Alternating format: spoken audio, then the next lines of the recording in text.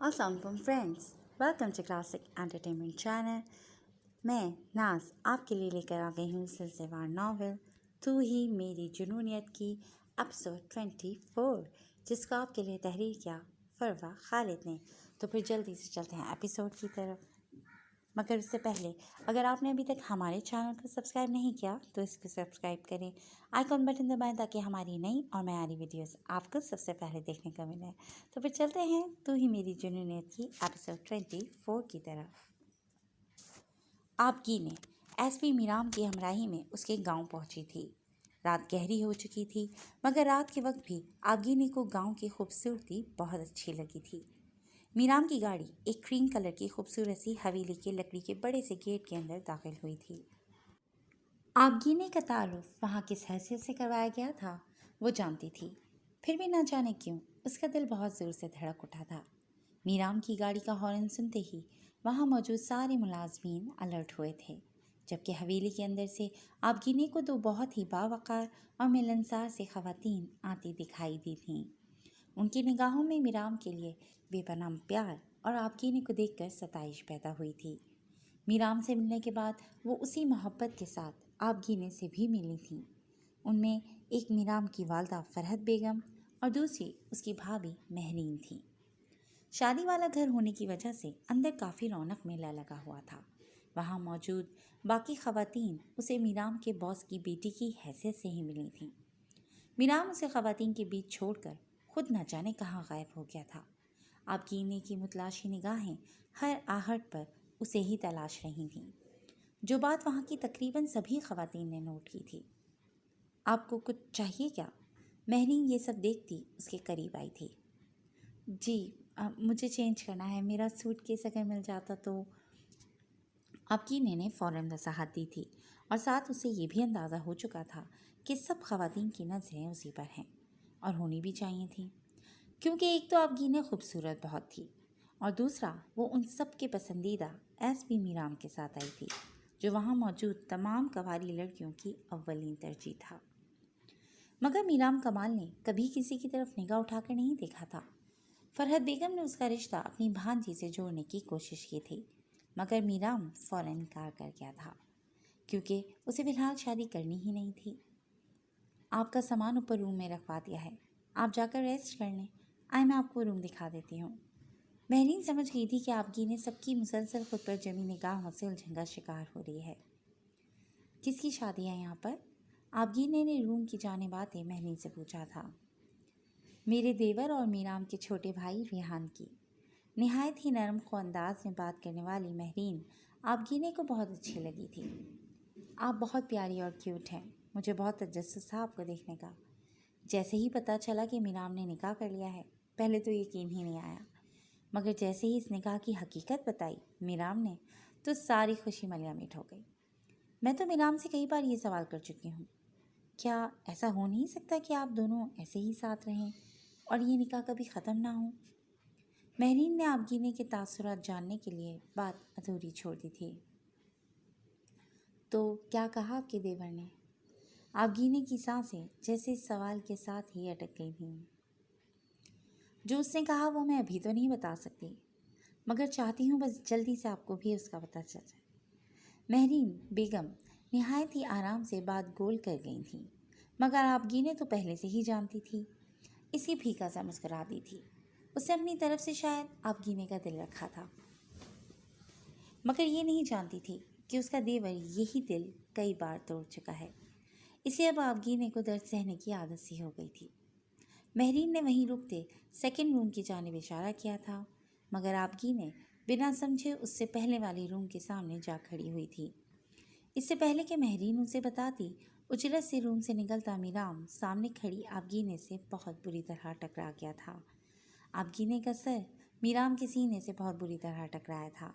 वो पूरे कद से पीछे जा गिरती जब मीराम ने बर वक्त उसकी कमर के गिर्द अपना बाजू हमाइल करते उसे गिरने से बचा लिया था। वो दोनों एक बार फिर एक दूसरे के काफ़ी करीब आ चुके थे। महरीन फासले पर खामोश खड़ी मुस्कुराती शोख निगाहों से उन दोनों को देख रही थी। जब आपगीने के गुलामियाँ छलकाते चेहरे से निगाहें फेरते मीराम ने उसे अपनी गिरफ्त से आज़ाद कर दिया था। مجھے اندازہ نہیں تھا میرے دیور کے ساتھ کوئی لڑکی اتنی بھی جچ سکتی ہے۔ میرام مہرین کو اپنے سگے بھائیوں سے بڑھ کر تھا اور وہ بھی مہرین کو بے حد عزت، احترام اور محبت دیتا تھا۔ بھابھی، میرام نے مہرین کو باز رکھنے کے لیے تنبیہی نگاہوں سے گھورا تھا۔ میرام چاچو، اسی لمحے ایک ننھی سی پری پنک فراک پہنے میرام کی جانب بھاگی آئی تھی۔ ارے میری گڑیا! میرام اسے اپنی باہوں میں اٹھاتا اس کے پھولے پھولے گال چوم گیا تھا۔ چاچو، یہ بیوٹیفل لڑکی کون ہے؟ 5 سال کی آشی، جس میں میرام کی جان بسی تھی، آبگینی پر نظر پڑتے ہی اس نے سوال کیا تھا۔ یہ ہماری گیسٹ ہیں، یہ ہمارے ساتھ یہیں رہیں گی کچھ دن۔ میرام کے تعارف پر جہاں مہرین نے اسے گھورا تھا، وہیں آبگینی کا دل چاہا تھا کہ اس گھمنڈی اور مغرور انسان کا منہ توڑ دے۔ چاچو، ان کی چیکس تو میری چیکس سے زیادہ سافٹ اور بیوٹیفل ہیں، کیا آپ ان کو… آشی جو بولنے والی تھی اس کا مطلب سمجھتے ان دونوں نے ہی سٹ پٹا کر آشی کو دیکھا تھا، مگر مہرین اپنی بے ساختہ عمر ڈالنے والی ہنسی پر کنٹرول کرتی آشی کو آدھی بات میں ہی ٹوک گئی تھی۔ چاچو بہت تھکے ہوئے آئے ہیں، انہیں ریسٹ کرنے دو گڑیا۔ مہرین کا چہرہ ہنسی کنٹرول کرنے کی وجہ سے لال ہو چکا تھا۔ آشی اپنی ماں کی بات مانتی، میرام سے پیار لیتی وہاں سے نکل گئی تھی۔ ویسے آپ گینے، آپ کی چیکس واقعی بہت پیاری اور سافٹ ہیں، بالکل آپ کی طرح۔ میرام، لگتا ہے تم نے اس بات پر کبھی غور نہیں کیا۔ مہرین کہاں باز آنے والی تھی، جاتے جاتے بھی دونوں کو چھیڑ کر ہی گئی تھی۔ میرام کو آشی کے پھولے پھولے کیوٹ سے گلابی گال بہت پسند تھے، جہاں وہ ہمیشہ اسے پیار کرتا تھا، مگر اسے بالکل بھی اندازہ نہیں تھا کہ اس کی پیاری بھتیجی اسے ہی شرمندہ کر جائے گی۔ میرام نے نگاہیں اٹھا کر آبگینے کی جانب دیکھا تھا، جس کے گال واقعی آشی کے کہے کے مطابق بہت ہی پیارے تھے۔ آبگینے نے بھی اسی لمحے اوپر دیکھا تھا، مگر میرام کی نگاہوں کا ارتکاز اس کا دل دھڑکا گیا تھا۔ وہ جلدی سے اپنے مطلوبہ روم کی جانب بڑھ گئی تھی۔ میرام کی نگاہوں نے دور تک اس کا پیچھا کیا تھا۔ مہرماں 1 سیکنڈ کی بھی دیر کے بغیر ڈاکٹرز کی ہدایت کے مطابق اندر داخل ہوئی تھی، جہاں اپنی دادوں کو مشینوں میں جکڑا دیکھ کر اس کا کلیجہ منہ کو آیا تھا۔ ان کی حالت بہت زیادہ تشویشناک تھی، انہیں آکسیجن ماسک لگا تھا۔ مہرماں کے قریب آتے ہی انہوں نے نگاہیں اٹھا کر مہرماں کی جانب دیکھا تھا اور پھر اس کے پیچھے کھڑے ارزم کو۔ ان کی آنکھوں میں آنسو بہہ نکلے تھے۔ وہ اس وقت بہت زیادہ تکلیف میں تھی، مگر اس سے بھی زیادہ تکلیف یہ تھی کہ وہ اپنی معصوم پوتی کو ظالم دنیا کے آگے اکیلا چھوڑ کر جا رہی تھی، جسے دنیا ان کے ہوتے ہوئے رونے کو تیار تھی۔ بعد میں نہ جانے اس کے ساتھ کتنا بدتر سلوک کیا جاتا۔ ان کی اپنی آل اولاد تو مہرماں کے ہمدرد کبھی نہیں بننے والے تھے۔ ایسے میں انہیں ایک ہی شخص نظر آ رہا تھا جو ان کی بیٹی کا خیال بھی رکھ سکتا تھا اور اسے دنیا والوں سے بچا کر بھی رکھ سکتا تھا۔ فہمیدہ بیگم نے آکسیجن ماسک نیچے کرتے اشارے سے ارزم کو اپنے پاس بلایا تھا۔ میں جانتی ہوں آپ سے جو مانگنے والی ہوں وہ بہت بڑی شے ہے، مگر اسے ایک مرتے ہوئے انسان کی فریاد سمجھ کر مان لینا۔ فہمیدہ بیگم بہت مشکل سے بول پا رہی تھی۔ ارزم ان کے پاس بیڈ پر بیٹھتا ان کا کمزور ہاتھ تھام گیا تھا، جبکہ مہرماں ناسمجھی سے اپنی دادوں کو دیکھ رہی تھی۔ میری پوتی کو اپنا لو، اس سے نکاح کر کے اسے مضبوط سایبان دے دو۔ میری مہرو بہت معصوم اور صاف نیت کی ہے، کبھی کسی کے ساتھ غلط نہیں کرتی۔ میری بچی ظالم دنیا کا مقابلہ اکیلے نہیں کر سکتی۔ فہمیدہ بیگم نے ان دونوں کے سروں پر بم پھوڑا تھا۔ ارزم کو پہلے ہی اندازہ ہو چکا تھا کہ وہ کیا کہنے والی ہیں۔ اس کا دماغ اس وقت بالکل بلینک ہو چکا تھا۔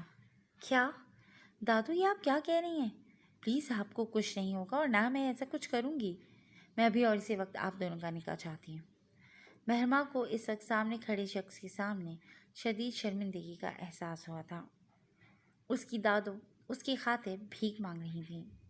وہ بھیک میں ایسا کوئی رشتہ نہیں چاہتی تھی اور ارزم ہمدانی سے تو بالکل بھی نہیں۔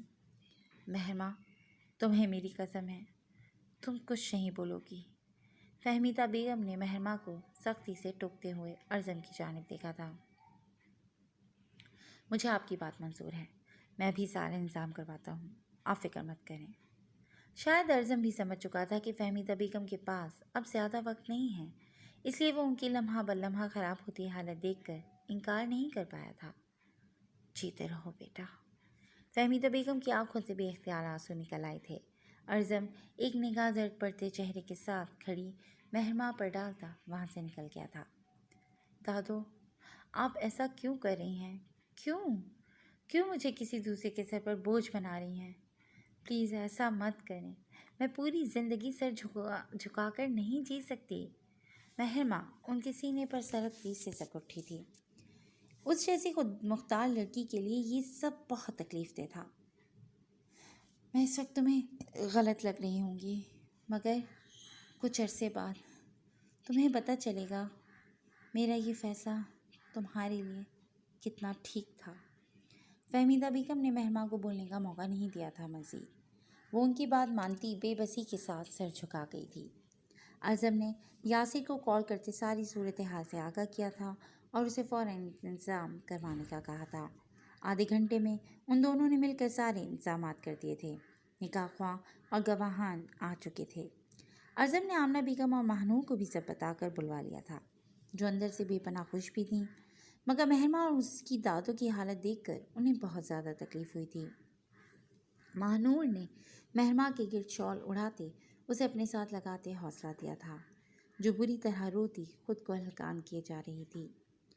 زیادہ حالت اس کی تب خراب ہوئی تھی جب اس نے قبول کرتے نکاح کے پیپرز پر سائن کیے تھے۔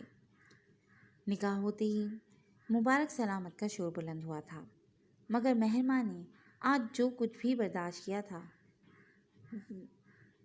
وہ اس نازک جان کے لیے بہت زیادہ تھا۔ وہ مہرماں سکندر سے مہرماں ارزم ہمدانی بنا دی گئی تھی، اس شخص کی بیوی جس سے آج اس نے دنیا میں سب سے زیادہ نفرت محسوس کی تھی۔ مہرماں نے صبح سے کچھ نہیں کھایا تھا۔ خالی پیٹ اور شدید ذہنی دباؤ کی وجہ سے وہ اپنے حواس پر قابو نہ رکھ پائی تھی۔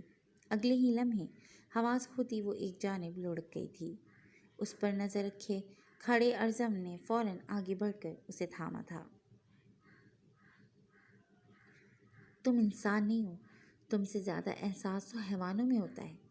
وہ اور لوگ ہوں گے جو تمہارے آگے جھکتے ہوں گے، میں نیہا عالم ہوں جو جھکتی نہیں جھکاتی ہے۔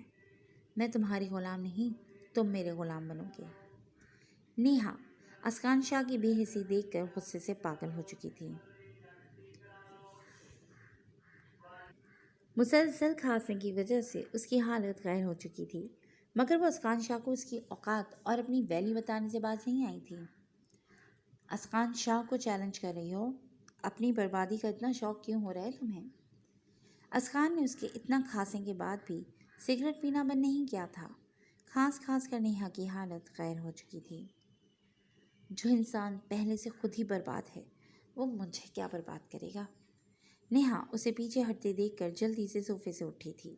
اس کا ارادہ اس شخص کی نگاہوں کے آگے سے فرار ہونے کا تھا، کیونکہ اس کے اسکان شاہ کے ارادے کچھ خاص نیک نہیں لگ رہے تھے۔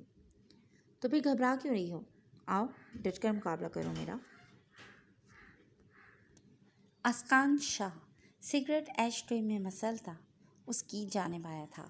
اس کے خطرناک تیور دیکھ کر نیہا کا دل کانپ اٹھا تھا۔ تم جو کرنا چاہتے ہو میں ویسا کبھی نہیں ہونے دوں گی۔ نیہا نے دور ہٹنا چاہا تھا، جب اسکان اس کی کلائی دبوچ کر اپنے قریب کھینچتا اس کے سر سے عروسی دوپٹہ کھینچ کر دور پھینک چکا تھا۔ تمہیں کیا لگ رہا تھا تمہاری ساری بکواس کے بعد تم میرے ہاتھوں سے بچ جاؤ گی؟ اسکان نے اتنی بے دردی سے اس کا دوپٹہ کھینچا تھا کہ نیہا کے ہونٹوں سے بے ساختہ کراہ برآمد ہوئی تھی۔ اس کی آنکھوں سے آنسو بہہ نکلے تھے۔ اچھا طریقہ ہے، مگر اسکان شاہ پر یہ جھوٹ موٹ کے آنسو بھی اثر نہیں کرتے۔ اسکان اس کی مزاحمت کرتی دوسری کلائی بھی پکڑ کر اس کی کمر پر موڑ چکا تھا۔ تم بہت غلط کر رہے ہو۔ یہ کیسی مردانگی ہے تمہاری کہ اپنی طاقت کے بلبوتے پر خود سے کمزور نفس کو بے بس کر دو؟ اگر اتنے ہی مرد ہونا تو اپنی اس طاقت کے نہیں، اپنی شخصیت کے بلبوتے پر زیر کرو مجھے۔ اگر تم نے میرے ساتھ زبردستی کرنے کی کوشش کی تو میں اپنی جان لے لوں گی۔ نیہا کو سمجھ نہیں آ رہا تھا کہ خود کو کیسے اس بے حس اور ظالم انسان سے بچائے۔ اس کی بات پر اسکان مزید غصے میں آتا اس کا جبڑا اپنی سخت گرفت میں دبوچ گیا تھا۔ مجھ سے مقابلہ کرنے آئی ہو تو پھر ڈٹ کر سامنا کرو نا، یہ گڑ گڑانا کیسا؟ کیا تمہیں نہیں پتا کہ اسکان شاہ کسی کو معاف نہیں کرتا اور دوسروں کو تڑپانا میرا پسندیدہ مشغلہ ہے۔ جی فرینڈز، آج کے لیے بس اتنا ہے۔ انشاءاللہ بہت جلد ایک نئی ایپیسوڈ کے ساتھ حاضر ہوں گے۔ تب تک اپنا خیال رکھیے گا اور ہاں ہمیں اپنے کمنٹ سیکشن میں ضرور بتائیے گا کہ یہ ناول آپ کو کیسا لگ رہا ہے۔ بہت جلد ایک نئی ایپیسوڈ کے ساتھ ملاقات ہوگی۔ ٹل دین ٹیک کیئر اینڈ اللہ حافظ۔